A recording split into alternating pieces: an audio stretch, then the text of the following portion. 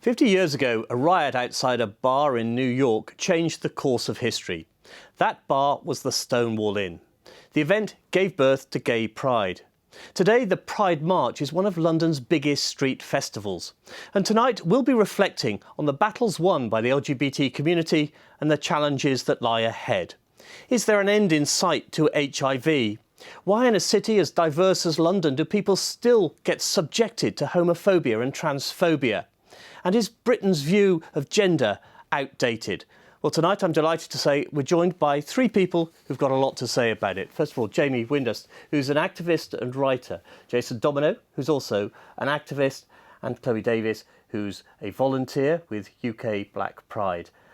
Welcome all three of you. Can I begin by asking you, what were the challenges you faced in your lives? Jason? Challenges that I faced? Well, growing up in quite a religious community, I actually faced pressure to go to conversion therapy camp and actually lived a little bit of that experience. And so that's something which we're still addressing as a UK. Well, that's pretty dramatic, isn't it? Conversion therapy. And what was it like? So there was sort of the soft push, which was sort of the prayer and the suggestion. And then when you combine it with people's teachings at AS levels, where they're starting to understand a little bit about psychology, they can compare that. They can sort of combine that with some pretty radical, unpleasant things. So it was a difficult time to go through. And Jamie, what about you?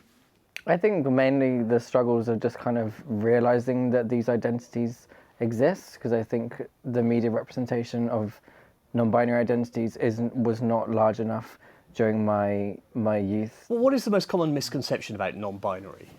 I think one of the big ones is that it's a new thing. You know, it's something that was completely eradicated through colonialism. That meant that it's now seen as a new thing or as a trend or as something that you can kind of dip in and out of.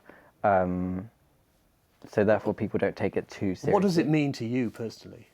Well, to me, it's almost kind of, it's a huge part of me, but it's also just how everyone's gender, it's a part of them, but it's not everything about them.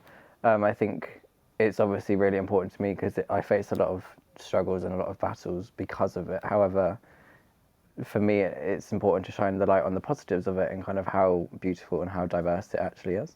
In terms of the struggles and battles, I mean, what's the worst for you? Well, I mean, it's kind of a daily kind of public prejudice kind of thing, combined with the way that I express myself and the fact that, you know, the way that we exist in society, it's completely binary gendered. So from hospitality to forms to legal documentation, all of those things are designed for male and female binary options. So it's kind of very exclusionary in that respect. And Chloe, what about you? Going back to your life, I mean, you've been around for a few years, going to Pride events, you've seen changes, but could take us back to when you were younger.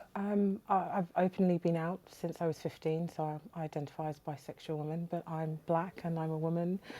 So the challenges for life have been harsh. They've been quite hard. Not anything that I wouldn't say has given me this amazing armour that allows me to be me and that I take great strength from, but in a world where just one of the ways that I might identify it faces so much stigma, so much, if we look at, I'm in how I'm viewed as a black woman and the stereotypes that are seen, that if you are, if you're successful and if you're outspoken, then that you're aggressive, or that I might be angry. That those stereotypes, you then put on the other layers of that I'm bisexual and that I'm a cisgender woman, and again, some of the things that I face are plentiful. But I think it's really now about how we move it forward. A lot of gay men who are black talk about the difficulties they have. How much harder is it for you being bi and black?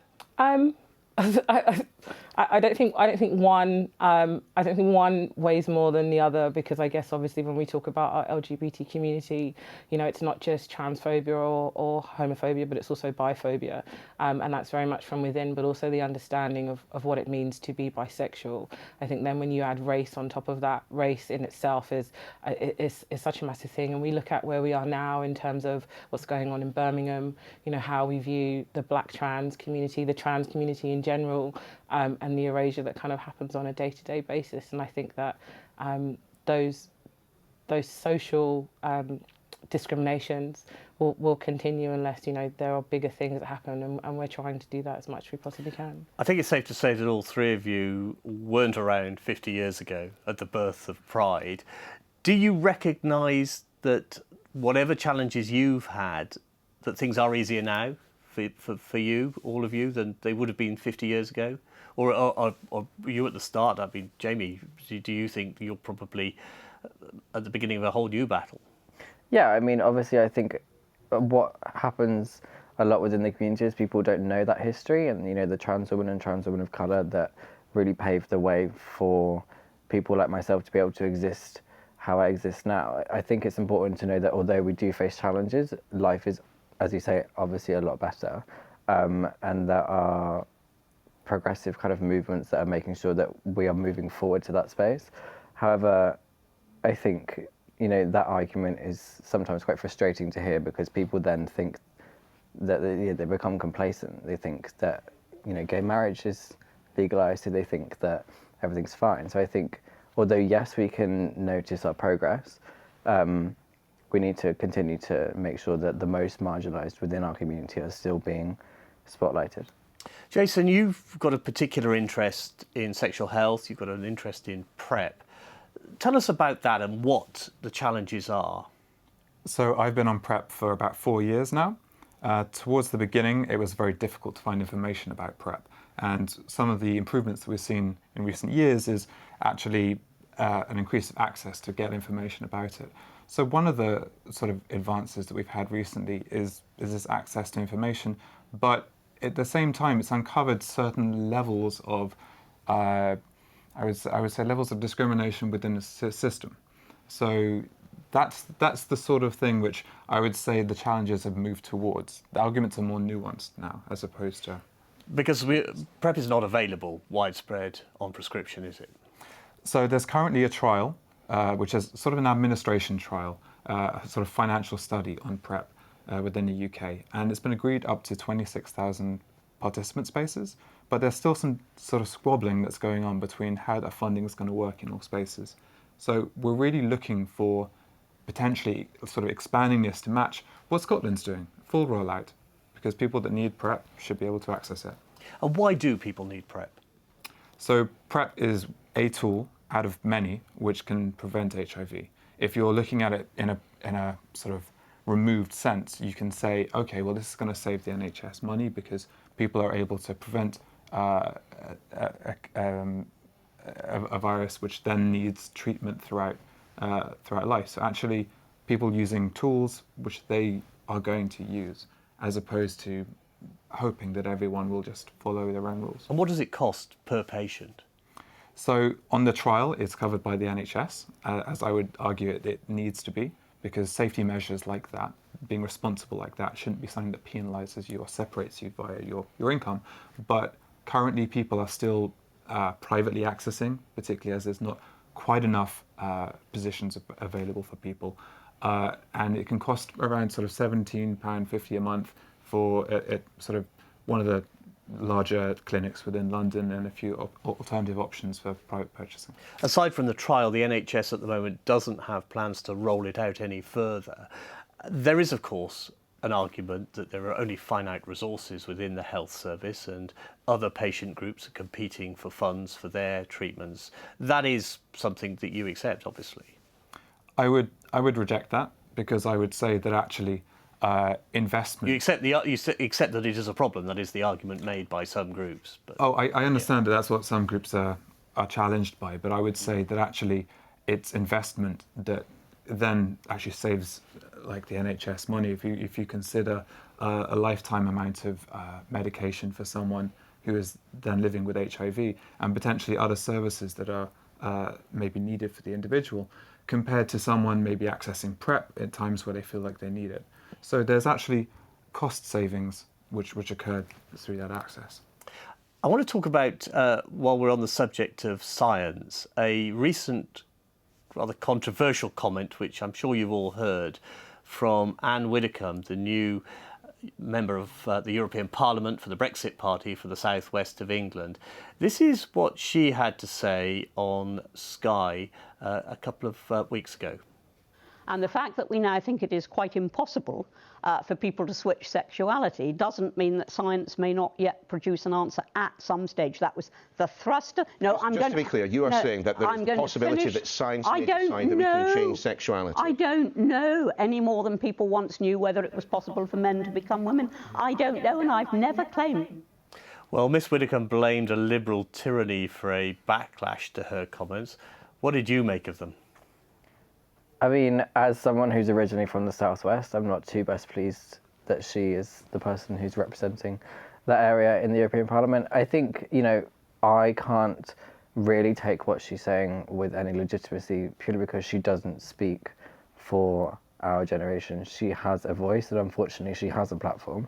And I think it's one of those situations where, unfortunately, the media see what she's saying and they take it and they run with it.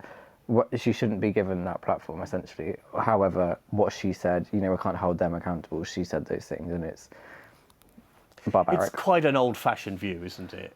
I also think it's, you know, like Jamie said, it's the responsibility of media platforms. So I'm glad that it was Sky and not ITV.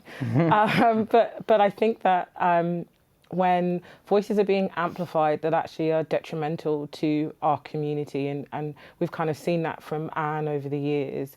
So to have the platform to be able to say what she said, I think that is also a danger within itself. And so, we kind of have to, you know, that she doesn't speak for all of us, and actually she doesn't speak for majority. But I think that it's sometimes when they're put on these kinds of platforms, that therefore you have people that can buy into that because it's almost like it's co-signed. Do you regard what she says as misguided or blatantly homophobic? I would say if you hold up how many people that have potentially gone through conversion therapy or that type of approach, and you say how many times is that occurring in the media compared to something where you're able to see Anne Widdecombe talking about this, it shows you who's being listened to, where the power lies, and where the respect lies for people that have gone through this process. I mean, there's certain levels of human rights which are sort of being a little bit overlooked because, okay, this is someone else's opinion, and it's only certain opinions that are making it to the public space. Are you all reassured by a generational change that it is leading to greater acceptance, greater understanding? I think that our younger generation are owning themselves in ways that I wish that I had when I was growing up. They are very unapologetic by who they are, that they want to live life without any labels, and that they demand that they be seen. So I think that is really empowering for the road ahead. But I think that we can't forget where we came from. We can't forget, our elders and that intergenerational approach. So I think that we have more role models that actually people can identify with, and it's that visibility that's so necessary. But it's that continuing that on and kind of taking all of our people with us. I think that's from a generation to generation. We don't forget where we came from, but then how do we get to where we're going to? Are you encouraged, Jamie, that it is getting better? It will get better. It can only get better as more younger people find themselves accepted. Yeah, I think definitely, to echo what Chloe said, like, it's the fact that as long as these generations of people know what has happened prior and that they're informed and then they use that to continue the work that they're doing, absolutely. But I also think, although we have this new generation of people that are amazing, the institutions and the bureaucrats and the kind of cis whitewashing of places like Westminster and large institutions that we all live amongst, it's really difficult to then have this amazing, powerful young generation hitting a wall constantly because the powers that be actually aren't changing. So what I'm more interested in is actually seeing this generation grow up and then get into those positions of power so then, you know, even future generations can have more access. I asked the question earlier, is Britain's view of gender outdated? You obviously would agree it is. Yeah. What needs to be done? Well, I think it's about making sure that we look at the institutions. Like, for example, at the moment I'm campaigning against the government to allow people to identify outside of that male and female binary on passports and legal documentation, because that's a massive, you know, it's one huge kind of block that we face. However, so what does it? You have a passport, I presume. What does it? No. You don't, okay. No. What would you like if you did have a passport? What would it say, and what would you like it to say? The thing is, that's really interesting is places like in Europe and across the States have these X passports, and actually in the UK we allow people to come into the UK with these X passports, but we don't distribute them to our own citizens. So it is literally an X or just an alternative box, or just a self. You know, you can define yourself in words in a box, like an empty checkbox. It's something that I think, you know, like you said, the media and the people within the UK think that is a massive change, when actually we're behind on that. Lots and lots of other countries and states. Because there are other countries that are doing, aren't there? Definitely, yeah. As you point out, if people from those countries come here, they're not turned away because precisely the UK border force doesn't recognise that part of the passport. Mm-hmm. Why? I mean, what's the argument against it? The argument, so there was the challenge to the High Court 2 years ago, and the government basically said that it would cost too much money, at £2 million, which is not a lot of money in the grand scheme of things. There's also kind of fears around safety, which again are being manipulated out of context, you know, kind of just feeble arguments about who would you get searched by at TSA, or who would you know, what would happen in those circumstances. And it's like, that's not ever been an issue in the countries where this is instilled. So I'd be intrigued to see how this progresses. There are potential for it to go back to court either this year or next year. So I'll be interested to see whether or not we actually uphold that, because our country is supposed to be one of the leading countries for... If you win the battle, if you worked out what you want to put in the box, or you leave it as an X or empty or what? I think an X is sufficient, because sometimes it's like you don't need to know. It's up to me to decide, and the people that want to decide what they put there. So yeah. Can we talk about the perceived conflict between gender and sexuality? I mean, it is something that people in the LGBT community are aware of. Where do you see the coexistence, and where do you see the friction? We've coexisted side by side for generations without needing to explain. I think that this is coming a lot from the outside perspective of defining for others, for their understanding. And I guess what I would say to them is to educate. We shouldn't, as LGBTQIA people, have to tell you who we are, or have to feel that we have to explain ourselves. We just are the same way, you know, and we have this conversation about pronouns, and I laughed someone because they said, oh, you know, what are your pronouns? And I said, well, if you've taken the time to get married and you're a Mr. and a Mrs.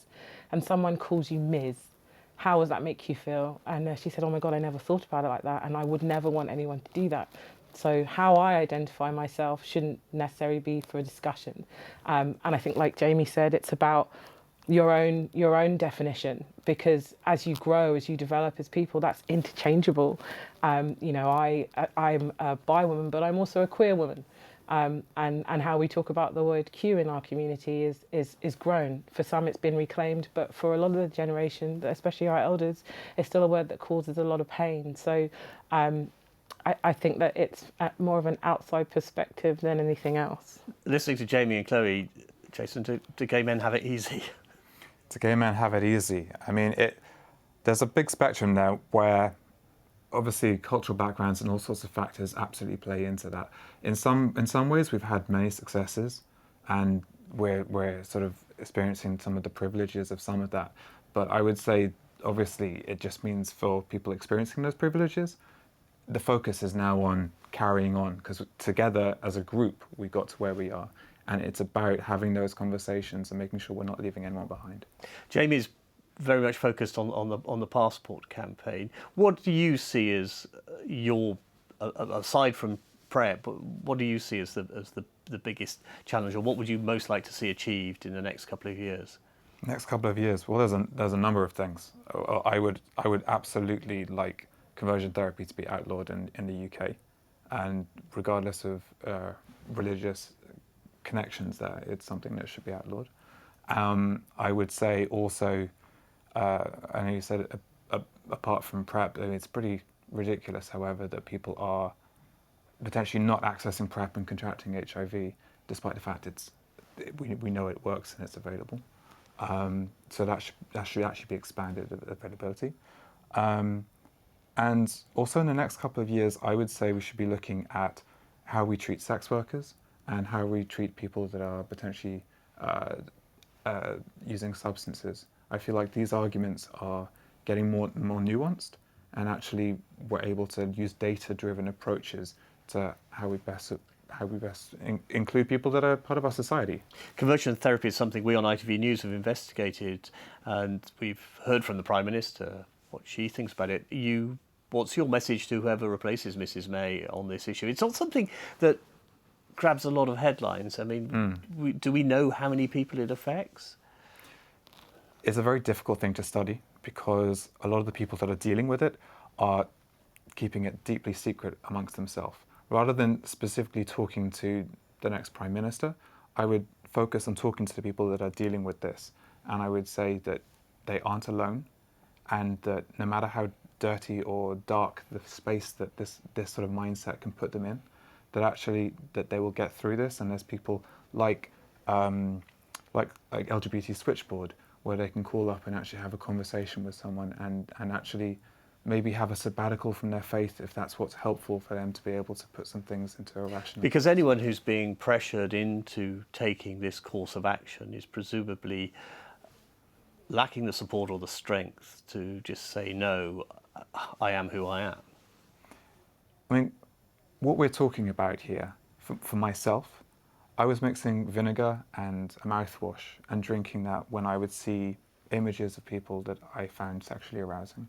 We're talking about something where you're really doing your body harm in a number of different ways. So sometimes it's not just these people don't have enough self-determination to combat their sexuality with their theological ideology. Sometimes it's actually just a matter of keeping people safe.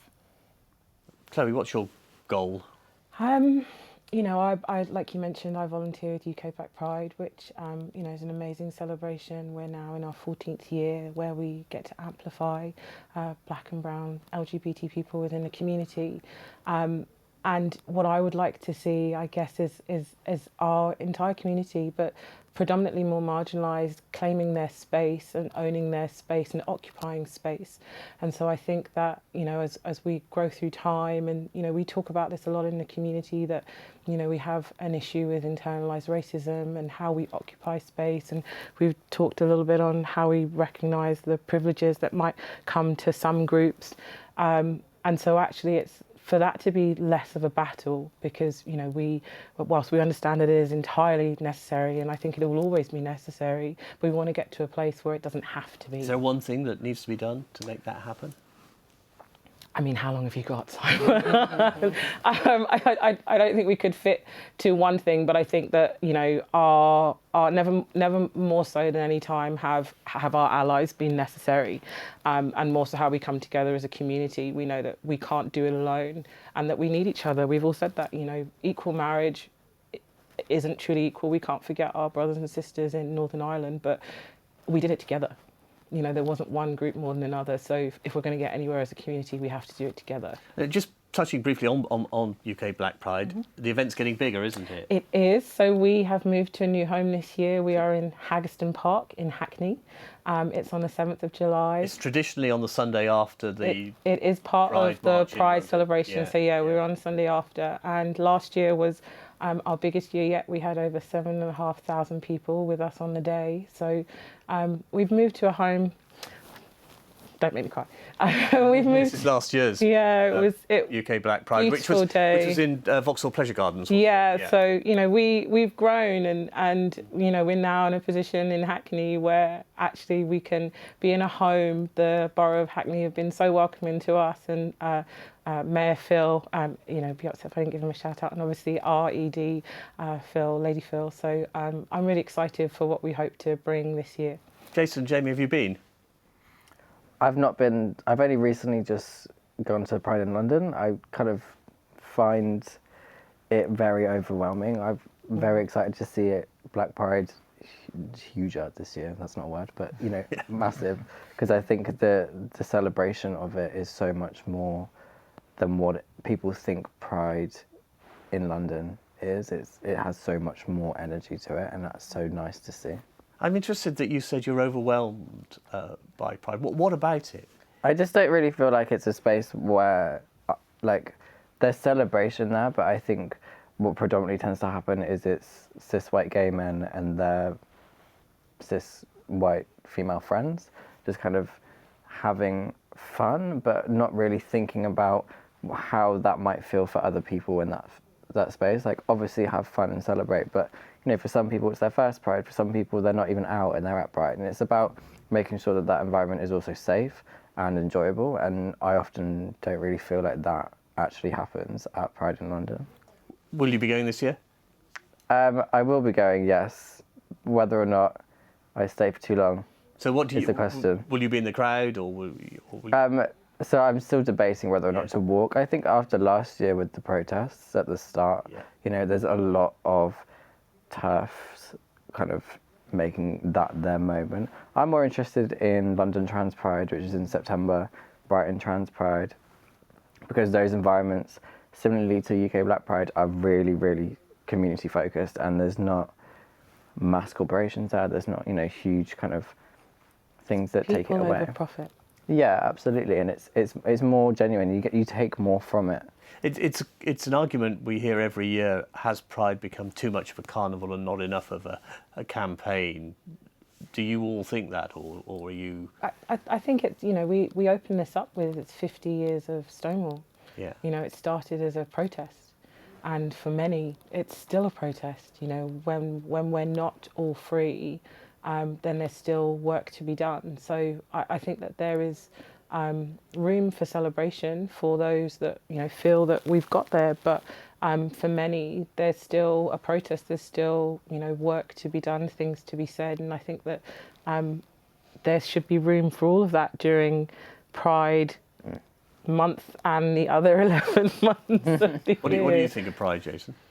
So we said a moment ago, it's been 50 years since Stonewall. I frequently see when people talking about Pride and marginalised communities, a sex worker community being left out of that, forgetting the fact that Stonewall was started by 2 sex workers that are trans women of colour. Actually, it's been a fundamental part of this, and actually some of their sex worker sort of rights debates are raging and are a fundamentally important part of this community. I mean, obviously one of the problems the organisers have is they are limited to the amount of people who can take part by the constraints of policing it from the Met, and also the constraints of the space in between the crowd barriers. You accept that it's probably impossible to have everyone who wants to take part, but you think there should be some more inclusion. So I would like to see, when there's large organisations wanting to take part, their act of solidarity to be supporting smaller communities and their participation within Pride. So this year I'm going to be marching in Pride in London as part of the Voices from the Sex Industry group. And I don't think that there's quite enough vocalisation about the challenges that they're seeking, the challenges that they're facing, because for that community, it absolutely is still a political protest talking about the decriminalisation of sex work. Can I end by asking all three of you, where do you hope life will be for everyone 50 years from now? I'm a mother, so I hope that in 50 years' time my children and children alongside them don't have to face the struggles that I guess we have as we've grown up. I hope that we are seen more as equals, however we choose to identify ourselves. I would definitely, again, reiterate I would like the decriminalisation of sex work, because data has been suggesting how beneficial it is for cutting down on violence against sex workers, and PrEP having good availability, a committed decision.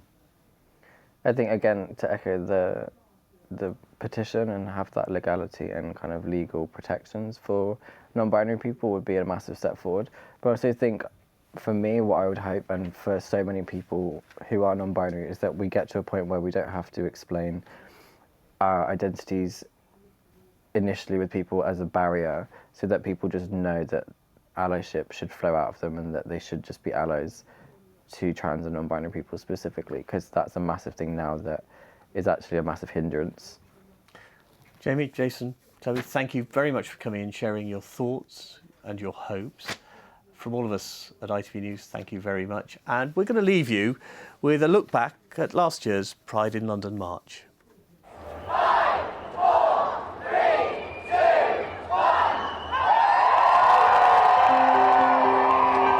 30,000 people in the parade today, representing over 472 groups, the majority of which are not-for-profit organisations, coming and making sure that in the heart of this capital city we're sending a very clear message that Pride really still does matter. You're about the most sensibly dressed person here today. Absolutely! That's a 50, that's all you need! It's just great for London, great for the country, you know. I'm just happy that everyone's just happy. You just have to see that gay people are ordinary people. We have ordinary lives, we do ordinary jobs. And, you know, we can't help who we love. Today, the message is loud and proud that being queer is just part of the fabric of everyday life, and we want to change hearts and minds, and that's what today is all about. So, you're regulars here every year? This is my Silver Jubilee. I've done this for 25 years now. 25 years as an old queen at Pride. I've watched it all grow from a militant march and noisy, apart from this noise. And everyone's just celebrating now. It's wonderful.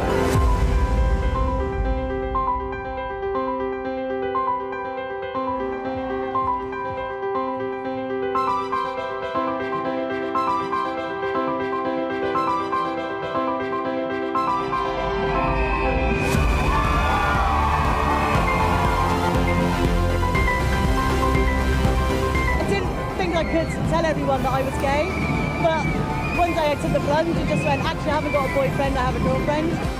And I was very surprised by oh well, that's fantastic, that's great. And from then on I've just been very openly gay, and it feels brilliant.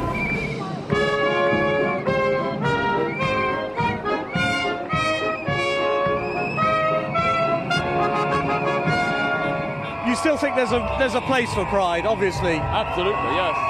Until we have total acceptance and equality in Britain and around the world, we'll always need a Pride. And it's fantastic to think that this is one of thousands of prides that are taking place around the world in the summer months. It's showing that the Muslim gay exist. We are here, we don't fear, okay? We are proud to be gay, and we are Muslim as well. So there is nothing wrong, gays are halal as well. The halal gay.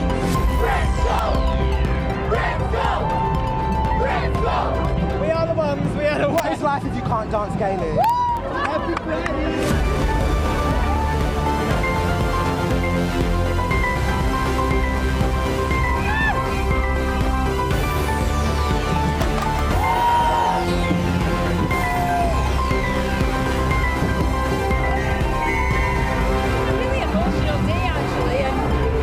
A big giant celebration, but also it means a lot. It's just really to show the world that it doesn't matter who you are, who you love, just get on with your life. It's great. This is for everybody who feels that they don't belong, because they do. They absolutely do. And I just think I've never seen anything like this.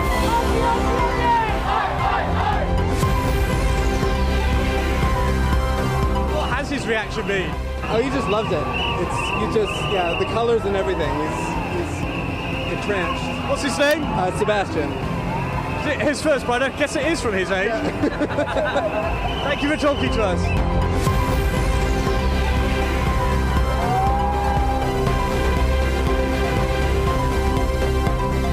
Tell me about what you're wearing.